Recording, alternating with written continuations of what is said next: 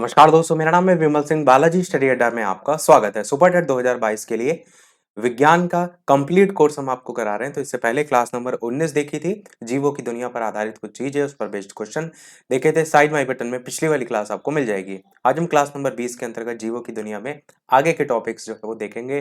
पादप जगत, उसके टाइप्स और उसके अंतर्गत सारी चीजें, और कुछ प्रश्नों को भी लास्ट में देखेंगे। ये आपका पूरा कोर्स है, जीवों की दुनिया टॉपिक चल रहा है और इससे पहले की सारी चीजें हम करा चुके हैं। कंप्लीट प्लेलिस्ट वीडियो के डिस्क्रिप्शन में आपको मिल जाएगी और प्लेलिस्ट में भी आप देख सकते हैं। तो चलिए शुरू करते हैं। सबसे पहले अगर बात करें तो अरस्तु ने जो है वो जीव जगत को दो समूहों अर्थात वनस्पति और जंतु जगत में जो है वो बांटा था। वनस्पति और जंतु जगत किसने?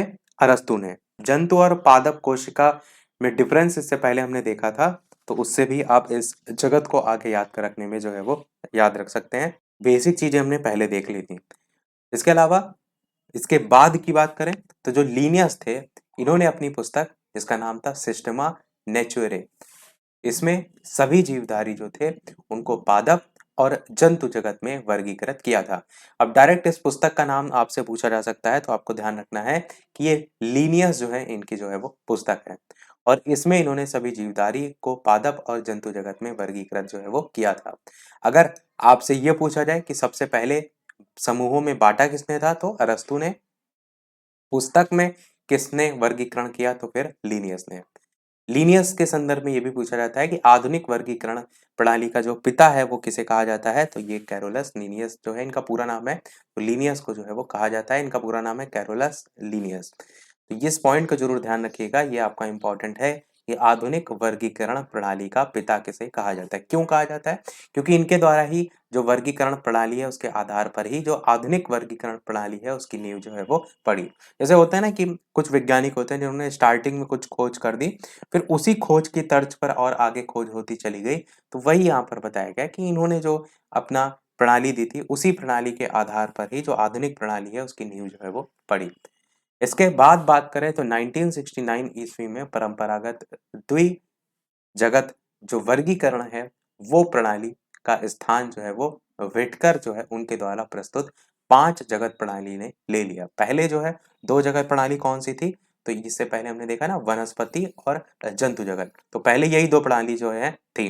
पर उसके बाद जैसे जैसे खोज होती जाती है तो उसके बाद आया नंबर व्हिटकर का और इन्होंने पांच जगत प्रणाली जो है उसके बारे में जो है वो बताया। व्हिटकर ने जो पांच जगत प्रणाली बताई वो कौन कौन सी हैं उनकी बात करते हैं। तो सबसे पहला है मोनेरा जगत। ये बहुत छोटे छोटे पॉइंट हैं, इनको केवल एक एक लाइन में आपको याद रखना है। इसके बाद वर्गीकरण जो है वो डिटेल में है, वो अलग से आगे हम जो है वो देखेंगे। तो मोनेरा जगत की बात करें तो इस जगत में प्रोकैरियोटिक जीव अर्थात जीवाणु हो गया, साइनोबैक्टीरिया हो गया, आर्कीबैक्टीरिया, ये सब शामिल है। प्रोकैरियोटिक यूकैरियोटिक डिफरेंस हम पहली वाली क्लास में, इससे पहले वाली क्लास के देख चुके हैं। तो ये हो गया आपका मोनेरा जगत। तो दूसरा है आपका प्रोटिस्टा जगत। टोटल 5 भागों में बांटा है, तो इस चीज को ध्यान रखिएगा। दूसरा है आपका प्रोटिस्टा, जिसको हम कहेंगे किंगडम प्रोटिस्टा। इस जगत में क्या है, तो एक कोशिकीय यूकैरियोटिक जीव जो है इसमें आते हैं और पादप और जंतु के बीच स्थित जो युगलीना है वो भी इसी जगत में आता है। अब देखिए प्रश्न कैसे बन सकते हैं कि युगलीना जो है इनमें से किस जगत के अंतर्गत जो है वो आता है। ऑप्शन में मोनेरा, प्रोटेस्टा और आगे जो हम पढ़ेंगे वो सब दिए जा सकते हैं। तो ऐसे ही क्वेश्चन जो है वो लाइनों से जो है वो बन जाते हैं। तो आपको ये वर्ड याद रखना है कि युगलीना जो है जो कि पादप और जंतु जगत के बीच स्थित है, बीच की कड़ी भी कहा जाता है। तो युगलीना जो है वो इसी जगत में आता है और साथ ही इस जगत में एक कोशिकीय जो यूकैरियोटिक है वो जीव शामिल है। प्रोकैरियोटिक जीव जो थे वो ऊपर वाले में जो है वो यानी कि मोनेरा जगत में थे। तो मोनेरा हो गया, प्रोटिस्टा हो गया, तीसरा है कवक जगत। इसमें परजीवी और मृत पदार्थों पर भोजन के लिए जो निर्भर जीव होते हैं वो आते हैं कवक जगत में। इनकी कोशिका भित्ति जो है वो काइटिन की बनी होती है। ये पॉइंट बहुत पूछा जाता है, तो इस पॉइंट को आप जरूर ध्यान रखिएगा कि जो कवक जगत है इनकी जो कोशिका भित्ति होती है वो किसकी बनी होती है, तो काइटिन की जो है वो बनी होती है और इसमें परजीवी और मृत पदार्थों पर भोजन के लिए जो निर्भर जीव हैं वो जो है वो आते हैं। फिर बात करते हैं पादप जगत। अभी तक हमने तीन देख लिए, चौथा ये है। पादप जगत में शैवाल और साथ ही साथ बहुकोशिकीय हरे पौधे आते हैं। नाम सही है पादप तो पेड़ पौधे आएंगे, तो याद करने में बिल्कुल कठिनाई नहीं है। कवक है तो इसमें परजीवी और मृत पदार्थों पर भोजन के लिए जो निर्भर जीव होते हैं। कवक आप जानते भी हैं कि उसी संदर्भ में ही आपके आते हैं जो फंगी वगैरह हैं, जो कि मृत पदार्थों पर भोजन के लिए निर्भर रहते हैं। लास्ट 5वां है आपका जंतु जगत, जिसे हम कहते हैं किंगडम एनिमल। इसमें सभी बहुकोशिकीय जंतु जो है वो होते हैं। इसे जो है वो मेटाजोआ भी कहते हैं। इस पॉइंट को ध्यान रखिएगा। क्वेश्चन लाइन टू लाइन बनते हैं, तो आपसे ऐसे पूछा जा सकता है कि इनमें से किस जगत को मेटाजोआ की संज्ञा जो है वो दी गई है। तो ऑप्शन में आपको मुनेरा, कवक, पादप, जंतु इस तरीके से दिया जा सकता है। और ये भी कि किसी जीव की संरचना, कार्य और व्यवहार में वातावरण के अनुरूप परिवर्तन क्या कहलाता है? अनुकूलन कहलाता है। तो ये तो आपको पता है। बस आपको पता है यहाँ पर क्या रखना है कि ये जो है जंतु जगत, इसमें सभी बहुकोशिकीय जंतु आते हैं। जंतु जगत में पादप मतलब ही नाम से ही है, पेड़ पौधे आते हैं। कवक में जो मृत पदार्थ हैं उन पर भोजन के लिए निर्भर जो है वो आते हैं। और मोनेरा में जो है वो आपके प्रोकैरियोटिक जीव, और प्रोटिस्टा में जो है वो एक कोश के यूकैरियोटिक। तो बस इतना इतना आपको लाइन टू लाइन जो है चीजें याद रखनी है। अब बात करते हैं आगे पादप जगत के बारे में। तो वो जो अभी हमने वर्गीकरण देखा वो विटकर के अकॉर्डिंग जो है वो था। तो पादप जगत या प्लांट किंगडम की बात करें तो इस संसार में अनेक प्रकार के पेड़ पौधे हैं, जिसे कहा जाता है पादप जगत।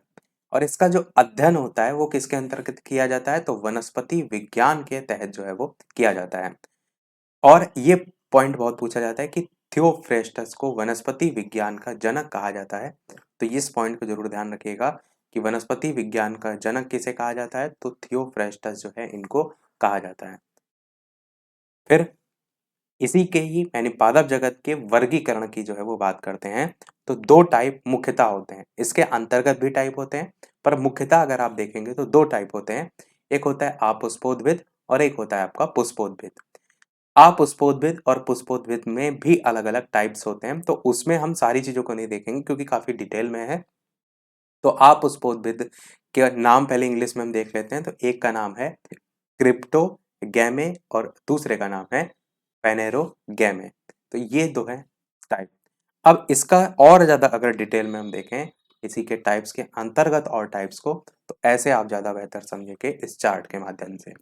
इस चार्ट में अगर देखेंगे तो ये आपका अपुष्पोद्भिद है पादप जगत में, और ये आपका पुष्पोद्भिद है। ये मुख्यतः टाइप है। अब अपुष्पोद्भिद में कौन कौन से टाइप होते हैं? तो थैलोफाइटा, ब्रायोफाइटा और टेरिडोफाइटा। इस थैलोफाइटा में आपके अंतर्गत देखेंगे तो शैवाल, कवक, जीवाणु ये सब आते हैं। और ब्रायोफाइटा, टेरिडोफाइटा में अंतर्गत नहीं है। पुष्पोद्भिद की बात करें तो इसमें आपका नग्नबीजी आता है, आवृत्तबीजी आता है, और इस आवृत्तबीजी के टाइप्स में आपका एक बीजपत्री और द्विबीजपत्री आते हैं। क्वेश्चन एक बीजपत्री और द्विबीजपत्री से जो आते हैं वो इनके एग्जाम्पल से पूछ लिए जाते हैं कि इनमें से कौन सा एक बीजपत्री पौधा है या नहीं है, इस तरीके से। ये तो आपको यहाँ से क्लियर हुआ। तो इस साइड वाली जो चीज है यानी कि पुष्पोद्भिद है, इसको हम जो है वो आज अभी नहीं देखेंगे, क्योंकि इन्हीं को ही हम पहले काफी डिटेल में देखेंगे। जैसे कवक ही है तो कवक के बारे में, कवक के क्या फायदे हैं, कवक के क्या क्या उपयोग हो सकते हैं, कवक से होने वाले रोग कौन से होते हैं, वो सारी चीजें हैं। तो हम आज के जो पार्ट में यानी कि आज की जो क्लास है उसमें हम थैलोफाइटा को देखेंगे, और उसके साथ साथ शैवाल, कवक, जीवाणु और साथ ही साथ विषाणु, इतनी चीजों को हम जो है वो आगे देखेंगे। ब्रायोफाइटा, टेरिडोफाइटा इसको हम आगे देखेंगे क्योंकि ये आपका बड़ा बिल्कुल भी नहीं है, तो इसको आगे वाली क्लास में हम देख लेंगे। तो आज की क्लास में थैलोफाइटा को हम सबसे पहले देखेंगे, और इसके अंतर्गत जितने भी टाइप्स हैं, और यहाँ पर विषाणु नहीं लिखा है, विषाणु को भी अलग से हम देखेंगे। तो चलिए सबसे पहले बात करते हैं अपुष्पोद्भिद होता क्या है। अपुष्पोद्भिद की बात करें तो इस वर्ग के जो पौधे होते हैं उसमें पुष्प और जो बीज होते हैं वो आपके नहीं होते हैं। अपुष्पोद्भिद, पुष्पोद्भिद के आगे आ लगा हुआ है। आ किसी चीज को क्यों लगाते हैं? क्योंकि वो चीज कहता है वो चीज उसमें प्रेजेंट नहीं है। ये चीज मैंने काफी बार आपको बताई है। तो जब आ लग गया तो इसमें चीज वो चीज प्रेजेंट नहीं है, यानी पुष्पोद्भिद में जो पुष्प है वो जो है आपकी नहीं है, ऐसे आपको याद करने में आसानी होगी। तो जो पुष्पोद्भिद पौधे होते हैं इस वर्ग के पौधों में क्या नहीं होता है? पुष्प नहीं होते हैं, या आप कह सकते हैं बीज जो है वो नहीं होते हैं। इन्हें कौन कौन से समूहों में बांटा गया है? तो आपका सबसे पहला है थैलोफाइटा। थैलोफाइटा की बात करते हैं तो ये वनस्पति जगत का सबसे बड़ा समूह है। तो सबसे पहला क्वेश्चन ऐसे ही आपसे पूछा जाता है कि वनस्पति जगत का सबसे बड़ा समूह कौन सा है? तो आपको ये रट के रखना होगा कि वनस्पति जगत का सबसे बड़ा समूह थैलोफाइटा जो है वो आपका होता है। तो दूसरा पॉइंट है कि इस समूह के जो पौधे होते हैं उनका जो शरीर होता है वो सुकाय होता है। सुकाय का मतलब अर्थात जो पौधे होते हैं जड़ है, तना है, पत्ती है आदि इनमें जो है वो विभक्त जो है वो नहीं होता है। साथ ही साथ इनमें जो संवहनी ऊतक होते हैं वो भी जो है आपके नहीं होते हैं। तो ये हो गया आपका थैलोफाइटा। तो बस यही 3 पॉइंट आपको याद रखने हैं। वनस्पति जगत का सबसे बड़ा समूह आपसे पूछा जाए तो थैलोफाइटा। अगर आपको याद करने में थोड़ी भी कठिनाई हो तो यहाँ पर थैला वर्ड पकड़ लीजिए कि जो वनस्पति लेने जा रहे हैं आप सबसे बड़ी, जो अगर सब्जी आपको लेनी है जैसे कि आप तरबूज लेने जा रहे हैं तो आपको बड़ा से बड़ा क्या चाहिए होगा, थैला चाहिए होगा। तो थैला से थैलोफाइटा को आप जोड़ सकते हैं। यहाँ पर जो वर्ड थैला लिखा है ना थैलोफाइटा में, इससे जोड़ सकते हैं। तो इससे वनस्पति जगत का सबसे बड़ा समूह आप जोड़ सकते हैं कि वनस्पति आप जानते हैं सब्जी को ही हम कहते हैं। तो उसमें अगर बड़ी से बड़ी वनस्पति आप लेने जा रहे हैं तो उसके लिए आपको बड़ा से बड़ा थैला चाहिए। तो सबसे बड़ा समूह ऐसे आप याद रख सकते हैं। साथ ही इसकी जो विशेषताएं हैं वो तो आपको पता है। अब थैलोफाइटा के अंतर्गत जो मैंने बताए थे आते हैं उनके बारे में एक एक करके जानते हैं। तो सबसे पहला है आपका शैवाल। शैवाल को कहते हैं एल्गेई। इसके बारे में बात करते हैं तो सबसे पहला पॉइंट जो सबसे ज्यादा पूछा जाता है कि शैवाल के अध्ययन को किस नाम से जो है वो जाना जाता है। तो शैवाल के अध्ययन को फाइकोलॉजी जो है वो कहते हैं। फाइकोलॉजी याद रखिएगा, कवक का अध्ययन अलग है, आगे भी हम देखेंगे। शैवाल के अध्ययन को फाइकोलॉजी कहते हैं। शैवाल जो है प्रायः पर्णहरित युक्त होते हैं, संवहन ऊतक रहित होते हैं और आत्मपोषी होते हैं जिसको हम ऑटोट्रॉफिक जो है वो कहते हैं। इसके अलावा इनका जो शरीर होता है वो सुकाय सदृश होता है। अब सुकाय तो हमने पहले ही देख लिया, क्योंकि हमने इससे पहले अपुष्पोद्भिद जो है इसके सेकंड वाले पॉइंट में देखा था कि समूह के जो पौधे होते हैं उनका शरीर सुकाय होता है।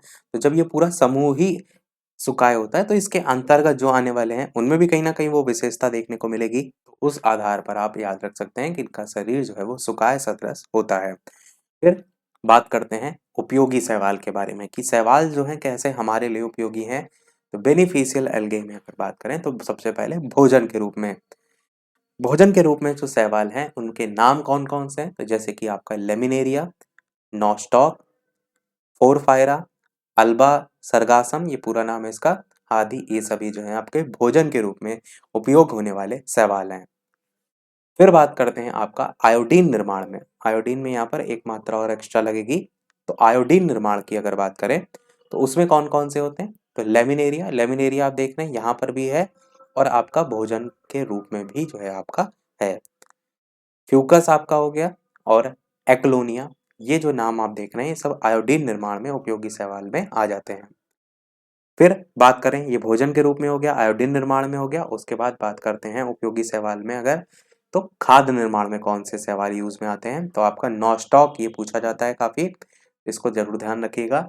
एनाबीना केल्प भी है। तो ये सभी जो है वो खाद्य निर्माण में होंगे। बस आपको इतना ही शैवाल के बारे में याद रखना है। एक तो इसके अध्ययन को क्या कहते हैं और किस किस में उपयोग में अगर देखें तो किसका किसका नाम देखने को मिलता है। तो ये हो गया हमारा कप सवाल। अब बात करते हैं हम आप इसके बाद विषाणु के बारे में। सभी लोग वीडियो लाइक अवश्य करते रहिएगा। आपके लिए यहाँ ढेर सारी मेहनत की जा रही है। ये सारी चीजें हम आपको एकदम फ्री ऑफ कॉस्ट प्रोवाइड करा रहे हैं। आप कहीं भी पेड क्लासेस अगर देख लीजिए तो उससे बेहतर होंगी, लाख गुना बेहतर होंगी सारी चीजें, क्योंकि हम जो भी टॉपिक को लेकर के चल रहे हैं उसमें सारी चीजें हमने न्यूमेरिकल, उस पर बेस्ड क्वेश्चन, सारी चीजें अपनी तरफ से हम पूरी मेहनत जो है वो कर रहे हैं। तो सभी लोग बस वीडियो को लाइक करते रहिए, शेयर करते रहिए। इसी प्रकार हम आपके लिए ढेर सारी मेहनत करते रहें। तो विषाणु की बात करते हैं। तो विषाणु की खोज सबसे पहले किसने की थी। तो विषाणु की खोज जो है वो इवानोवस्की जो है उन्होंने जो है वो की थी। यहाँ से क्वेश्चन सबसे पहले पूछा जाता है कि विषाणु की खोज किसने की थी। तो नाम जरूर आपको याद रखना है, इवानोवस्की।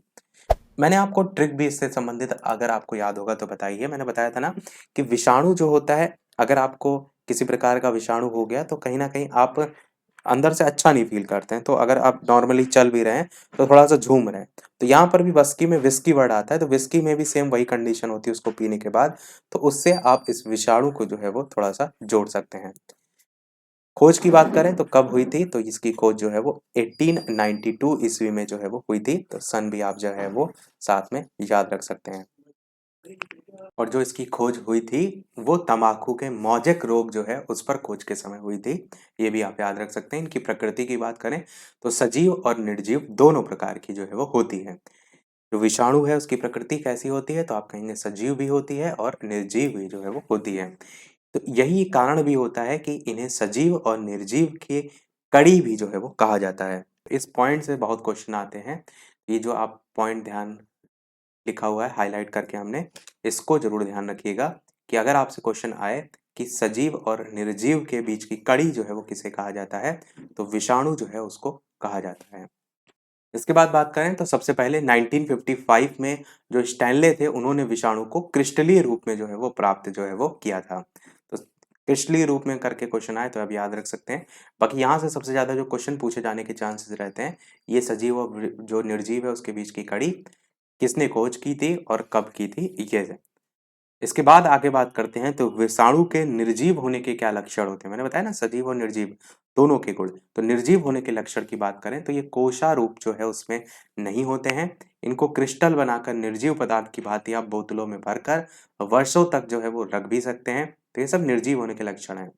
सजीव वाले लक्षण की बात करते हैं तो जैसे इन्हें जो न्यूक्लिक अम्ल है उसका, इनके न्यूक्लिक अम्ल का जो है वो द्विगुणन जो है वो होता है। ये सजीव जैसे लक्षण होते हैं। किसी जीवित कोशिका में पहुंचते ही ये सक्रिय भी हो जाते हैं और एंजाइमों का संश्लेषण भी जो है वो करने लगते हैं। तो ये आप जो है वो सजीव लक्षण में याद रख सकते हैं। बेसिकली आपको जहां पर अगर बात करें विषाणु में, तो आप क्रिस्टलीय रूप में इसे रख सकते हैं। ये पॉइंट आप याद रख सकते हैं अगर निर्जीव का लक्षण याद रखना है। सजीव का लक्षण अगर याद रखना है तो आप द्विगुणन वर्ड मल्टीप्लाई जिसको हम कहते हैं होते हैं, ये चीज को याद रख सकते हैं। या जीवित कोशिका कोई है उसमें पहुंचती से हमारे शरीर में पहुंचता है तो वो आपका सक्रिय हो जाता है, इस तरीके से भी याद रख सकते हैं। अब बात करते हैं परपोषी प्रकृति के अनुसार विषाणु के टाइप्स की। तो 3 प्रकार के होते हैं। एक होता है पादप विषाणु, इसका जो न्यूक्लिक अम्ल है उसमें आरएनए होता है। दूसरा जो है आपका वो है जंतु विषाणु, इसमें डीएनए या कभी-कभी आरएनए भी पाया जाता है। और तीसरा होता है बैक्टीरियोफेज या जीवाणुभोजी। तो यहाँ पर जो तीसरा है बैक्टीरियोफेज या जीवाणुभोजी, यहाँ से क्वेश्चन अधिकतर जो है वो बनते हैं। तो ये तीसरा वाला आपको जरूर जो है वो याद रखना है। क्या होता है बैक्टीरियोफेज या जीवाणुभोजी? तो ये केवल जीवाणुओं पर आश्रित होते हैं। ये जीवाणुओं को मार डालते हैं और इनमें डीएनए भी जो है वो पाया जाता है। जैसे आपका T2 फेज यहाँ पर एक एग्जाम्पल भी दिया गया है। नाम में बैक्टीरियोफेज है तो इससे भी याद रहेगा आपको कि जीवाणुओं पर जो है ये आश्रित जो है वो होते हैं। फिर बात करते हैं आपका आगे कि कवक के बारे में। तो विषाणु हमने देखा, इससे पहले हमने शैवाल देखा, अब देखते हैं कवक। कवक की बात करते हैं तो इसके अध्ययन को सबसे पहले क्या कहते हैं, तो इसके अध्ययन को माइकोलॉजी जो है वो कहते हैं। कवक के अध्ययन को क्या कहते हैं, तो माइकोलॉजी जो है वो कहते हैं। ये क्वेश्चन जरूर ध्यान रखिएगा, अधिकतर यहीं से क्वेश्चन आता है। कवक की बात करें आगे तो पर्णहरित रहित होता है, संकेंद्रीय संवहन ऊतक रहित होता है और थैलोफाइटा के अंतर्गत तो हम देख ही रहे हैं सभी टाइप्स, तो उसी के अंतर्गत जो है वो आता है। कवक में जो संचित भोजन होता है वो किसके रूप में होता है, तो ग्लाइकोजन के रूप में होता है। इस पॉइंट को आपको ध्यान रखना है। चौथा, इनकी जो कोशिका भित्ति होती है, मैंने बताया था कोशिका भित्ति वाला भी क्वेश्चन आता है। तो ये कोशिका इनकी जो कोशिका भित्ति होती है वो काइटिन की जो है वो बनी होती है। तो कवक की कोशिका भित्ति किसकी बनी होती है, काइटिन की बनी होती है। कवक जो है पौधों में गंभीर रोग उत्पन्न करते हैं। यहाँ से क्वेश्चन जो इनके रोग हैं उनसे पूछ लिए जाते हैं, उसको भी हम देखेंगे। तो कवक जो है वो पौधों में गंभीर रोग उत्पन्न करते हैं, इस पॉइंट को ध्यान रखिएगा। कवक की बात करें आगे तो सबसे अधिक हानि जो है वो रस्ट और स्मट जो है वो होती है, सब रोगों के नाम है। तो पौधों में कवक के द्वारा होने वाले कौन कौन से रोग हैं उनकी बात करते हैं। तो सरसों का सफेद रस्ट जो है ये हो गया आपका, गेहूं का ढीला स्मट ये हो गया। ये सब क्या है, ये सब जो है आपके रोग हैं। मैंने बताया ना कि गंभीर रोग पौधों में उत्पन्न करते हैं। गेहूं का किट्टू रोग हो गया, आलू की अंगमारी है, गन्ने का लाल अपक्षय है। ये सभी रोग हैं, इनके नाम। क्वेश्चन जैसे कैसे आएगा इस चीज को भी समझिए। जैसे एक तरीका ये हो सकता है कि आलू की अंगमारी रोग किससे होता है, कवक हो गया, विषाणु हो गया, जीवाणु हो गया, प्रोटोजोआ हो गया, इस तरीके के क्वेश्चन आ सकते हैं। आगे देखते हैं और भी रोग हैं। मूंगफली का टिक्का रोग आपका पूछा जाता है, आलू का मस्सा रोग, धान की भूरी अर्ध चित्ती, आलू की पछेता अंगमारी और प्रांकुरों का डंपिंग रोग। तो ये सभी आप जितने भी देख रहे हैं ये पेड़ पौधों में रोग होते हैं। एक चीज को आपने देखा कि सबसे अधिक हानि हानि किससे होती है, तो रस्ट और स्मट से, इसको पॉइंट ध्यान रखिएगा। बाकी ये सभी जो लिस्ट है वो भी आपको जो है वो याद रखनी है। तो ये जितने भी हमने पॉइंट देखे वो देखे आपके किससे संबंधित, जितने भी देखे वो पेड़ पौधे से संबंधित देखे। अब हम बात करते हैं जो मानव में कवक के द्वारा जो है वो रोग होते हैं उनके बारे में। तो जैसे दमा हो गया, एथलीट फूट हो गया, खाज हो गया, गंजापन हो गया और दाद, ये जितने भी आप देख रहे हैं ये मानव में रोग होते हैं किसके द्वारा, कवक के द्वारा। और किन कवक से होते हैं वो नाम से यहाँ पर सामने दिए गए हैं। जैसे दाद दमा की बात करें तो एस्परजिलस फ्यूमिगेटस इसके माध्यम से होता है। एथलीट फूड जो है वो टीनिया पेटिस से होता है। खाद जो है वो अकेरस इसके बीज से होता है। गंजापन जो है टीनिया कैपिटिस से होता है। दाद की बात करें तो ट्राइकोफाइटान लेस्कोसाe से होता है। नहीं, ये मैंने आपको ट्रिक से भी बताए हैं। मैंने कहा था ना कि जैसे दाद हो जाता है कहीं, तो दाद क्या होता है, वो धीरे धीरे फैलने लगता है और धीरे धीरे वो बड़ा होने लगता है। तो क्या होता है, जो हमारी शरीर होता है वो उससे क्या करता है, ट्राई करता है फाइट करने के लिए। देखिए यहाँ पर क्या लिखा है, ट्राई फाइट। तो ट्राई तो है ही आपका, और ट्राई को यानी ट्राई करो, और किसके लिए, फाइट के लिए। तो ट्राई फाइट, ऐसे ट्राइको फाइटान याद रख सकते हैं दाद के लिए। ऐसे ही मैंने और भी आपको बताए थे, जैसे गंजापन है, तो गंजापन में क्या होता है, एकदम जो चिढ़ाने वाले लोग होते हैं वो क्या करते हैं कि भैया देखो टन से बज रहा है, तो टन से टीनिया वर्ड जोड़ सकते हैं। इस प्रकार से छोटी छोटी चीजों से जोड़ लेते हैं तो क्या होता है, चीजें याद रहती हैं। और केवल टन से नहीं जोड़ना है, आगे इस वर्ड से भी जोड़िएगा। कैसे, कै मतलब किसने, और पीटिस मतलब पीटना।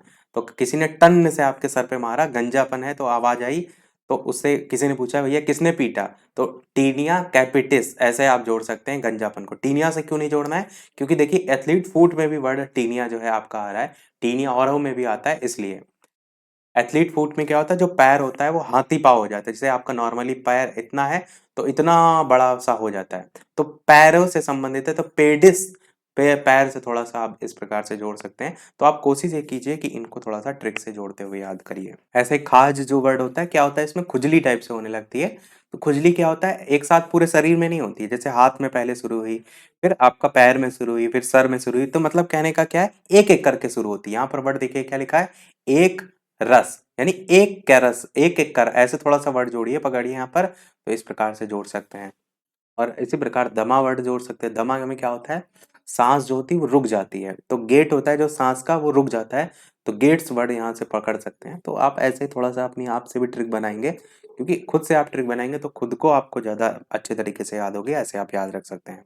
तो अब हम जो इसके बाद जीवाणु है उसको जो है वो अगली वाली क्लास में देखेंगे। कारण यह है कि जितनी चीजें हमने देख ली उसको आप डेली डेली याद भी करते हुए चलिए। अब हम इस पर बेस्ड ना कह करके ऐसे ही सारी चीजें जो पढ़ रहे हैं साथ साथ में 5-6 क्वेश्चनों को भी देखते हैं, और एक क्वेश्चन हम आपसे पूछेंगे। जीवाणु के अंतर्गत उसके टाइप्स भी हैं, और जीवाणु के बारे में वो हम अगली क्लास में देख लेंगे। और बाकी के जो हमने टाइप्स देखे थे स्टार्टिंग में, पुष्पोद्भिद में आवृतबीजी और उसके अंतर्गत टाइप, वो सारी चीजें हम अगली वाली क्लास में देख लेंगे। तो चलिए शुरू करते हैं प्रश्न हम।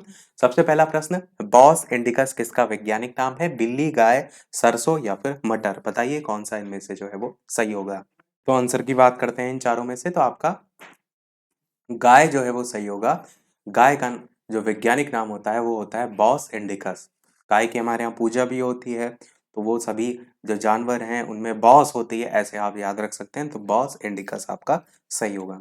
दूसरा प्रश्न आपका है कि थैलोफाइटा और ब्रायोफाइटा ये किस जगत के वर्ग हैं, मोनेरा जगत के हैं, जंतु जगत के हैं, प्रोटेस्टा के हैं या फिर पादप जगत के हैं। हमने देखा भी कि थैलोफाइटा, ब्रायोफाइटा और टेरिडोफाइटा ये 3 टाइप्स आ रहे थे किसके अंतर्गत, तो अपुष्पोद्भिद के अंतर्गत आ रहे थे। और अपुष्पोद्भिद भी किसके टाइप में आ रहा था वो यहाँ पर जो है वो पूछा गया है। तो बताइए इनमें से कौन सा जो है वो सही होगा। टोटल हम 5 प्रश्न देखेंगे आज, और 10 नहीं देखेंगे, 5 देखेंगे, और एक क्वेश्चन लास्ट में आपसे भी पूछेंगे। तो आंसर की बात करते हैं इन चारों में से कौन सा सही होगा, तो आपका यहाँ पर पादप जगत जो है वो सही होगा, क्योंकि हम पादप जगत का पूरा टाइप्स मैंने आपको पूरा चार्ट दिखाया था, तो पादप जगत में ही आपका आता है। तीसरा प्रश्न देखते हैं, माइकोलॉजी के अंतर्गत किसका अध्ययन जो है वो किया जाता है, जीवाणु, शैवाल, कवक या फिर विषाणु, बताइए कौन सा सही होगा। मैंने आपको बताया कि अधिकतर यहीं से क्वेश्चन आता है कि इसके अध्ययन को जो है वो क्या नाम जो है वो दिया जाता है। तो बताइए कि माइकोलॉजी के अंतर्गत किसका अध्ययन जो है वो किया जाता है। आंसर की बात करते हैं तो आपका कवक का अध्ययन जो है वो किया जाता है। कवक से संबंधित जो रोग हैं उसका यूज है, सारी चीजें हमने देखी, तो कवक का अध्ययन माइकोलॉजी के अंतर्गत। चौथा प्रश्न है आपका कि जीवाणु, नीली हरी शैवाल किस जगत में जो है वो सम्मिलित है, जंतु, पादप, प्रोटिस्टा या फिर मोनेरा, बताइए कौन सा इनमें से सही होगा। स्टार्टिंग में मैंने बताया था ना, मोनेरा जगत, प्रोटिस्टा जगत, कवक जगत, पादप जगत और जंतु जगत। तो उसी से ही संबंध में क्वेश्चन यहाँ पर पूछा गया है कि जीवाणु हो गया और नीले हरे शैवाल हो गए, ये किस जगत में जो है वो आते हैं। विटकर जो है उन्होंने जो 5 जगत का वर्गीकरण दिया था, उससे ये क्वेश्चन हमने यहाँ पर रखा है। तो आंसर की बात करते हैं इन चारों में से, तो आपका जो सबसे पहला था वहाँ पर मोनेरा, यही जो है आपका सही होगा। मैंने बताया था ना कि मोनेरा जो है उसकी अगर बात करें तो इसमें आपके जो यूकैरियोटिक नहीं यूनि प्रोकैरियोटिक जो है अर्थात जीवाणु हो गया, साइनोबैक्टीरिया हो गया, आर्कियोबैक्टीरिया हो गया, ये सब जो है वो शामिल है। तो जीवाणु यहाँ पूछा भी गया है, आसानी से आप जो है वो पहचान सकते थे। अगला और लास्ट प्रश्न देखते हैं इस वीडियो का, इसके बाद एक प्रश्न हम आपसे भी पूछेंगे। साथ ही साथ चैनल पर नए हो तो सब्सक्राइब करके अवश्य जुड़ जाइएगा, ताकि आगे आने वाला कोई वीडियो आपसे मिस ना हो, और नोटिफिकेशन बेल अवश्य ऑन कर लीजिएगा सब्सक्राइब के बगल में, ताकि कोई भी वीडियो का नोटिफिकेशन आपसे मिस बिल्कुल भी ना हो। और वीडियो को लाइक और शेयर जरूर करते रहिएगा। टेलीग्राम चैनल से जो भी ना जुड़े हों, लिंक आपको डिस्क्रिप्शन में मिल जाएगी, सर्च करके भी जुड़ सकते हैं। पांचवा प्रश्न, फूलदार पौधे जो कि बीज को सुरक्षित रखने हेतु फल विकसित करते हैं, उनको क्या नाम दिया जाता है? जिम्नोस्पर्म, एंजियोस्पर्म, जीनोस्पर्म या फिर एग्रोस्पर्म? बताइए कौन सा इनमें से जो है वो सही होगा। जो नग्नबीजी और आवृत्तबीजी हमने स्टार्टिंग में टाइप्स बताए थे ना, उसी के ही यहाँ पर इंग्लिश में नाम लिखे हुए हैं। इनको हम डिटेल में आगे पढ़ेंगे, अभी केवल हमने नाम जो है वो बताया था। पुष्पोद्भिद जो है उसके अंतर्गत जो 2 टाइप थे। आंसर की बात करते हैं तो यहाँ पर आपका ऑप्शन यहाँ पर एंजियोस्पर्म जो है वो बी वाला जो है वो सही होगा। तो जो बीज को सुरक्षित रखने हेतु फल विकसित करते हैं, जो फूलदार पौधे, और उनको हम कहते हैं क्या कहते हैं? तो एंजियोस्पर्म जो है वो कहते हैं, और हिंदी में इन्हें आवृत्तबीजी जो है वो कहते हैं। बाकी इसके बारे में डिटेल में हम आगे जो है वो देखेंगे। तो सभी प्रश्न हुए हमारे समाप्त। अब एक प्रश्न आपके लिए भी, जैसा कि सभी वीडियो में हम आपसे एक ना एक प्रश्न पूछते हैं। इस वीडियो का आपके लिए प्रश्न है, जिसका आंसर वीडियो के मेन कमेंट में आपको बताना है कि इनमें से कौन सा जीव द्विकोष्ठीय हृदय वाला होता है। ए ऑप्शन है मेढक, बी ऑप्शन है खरगोश, सी ऑप्शन है मछली और डी ऑप्शन है बंदर। तो देखते हैं इनमें से कितने लोग इसका सही बताते हैं आंसर। बाकी इसके बारे में हमने चीज़ों को पहले बताया, इस आज की क्लास में हमने इसके बारे में डिस्कस जो है वो नहीं किया है। इनमें से अपना आंसर वीडियो के मेन कमेंट में टाइप करके बताइएगा। लाइव टाइमिंग दोपहर के 3 बजे की है, और शाम के 8 बजे वाली क्लास में हम इसी प्रकार टॉपिक वाइज वीडियो जो है वो देख रहे हैं। तो लाइव आकर भी वीडियो आप देख सकते हैं, प्रश्नों की प्रैक्टिस कर सकते हैं। तो आज के वीडियो में इतना ही रखते हैं, मिलते हैं अगले वीडियो में कुछ नए प्रश्नों के साथ, नए टॉपिक के साथ। तब तक के लिए नमस्कार, जय हिंद।